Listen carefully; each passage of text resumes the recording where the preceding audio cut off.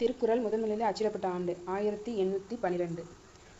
திருக்குறள் அகரத்தில் தொடங்கி நகர ஒற்றில் முடிகிறது. அகர ஒற்றில் தொடங்கி நகர ஒற்றில் முடிகிறது. இருமுறை அதிகாரம் குறிப்பெறுதல். முதலில் அச்சிட்டவர் தஞ்சை ஞானப்பிரகாசர். உரை எழுதியவர் மணக்குடவர். கோடி என்ற சொல் 7 இடங்களில் இடம்பெற்றுள்ளது. 7 என்ற சொல் 8 குறட்பாக்கள் வருது. திருக்குறளை ஆங்கிலத்தில் மொழிபெயர்த்தவர் ஜி போப். ஆங்கிலத்தில் கேட்டாலே ஜி போப். திருக்குறள் இதுவரை 100க்கும் மேற்பட்ட மொழிகளில் மொழிபெயர்க்கப்பட்டுள்ளது. இதிலிருந்து கண்டிப்பாக ஒரு கொஷின்ஸ் வரும். கண்டிப்பாக படிச்சுக்கோங்க, நல்லா படிச்சுக்கோங்க. திருக்குறளில் முதலில் அச்சிடப்பட்ட ஆண்டு 1812. அகரத்தில் தொடங்கி நகர ஒற்றில் முடியும். 2 முறை வரும் அதிகாரம் குறிப்பறிதல்.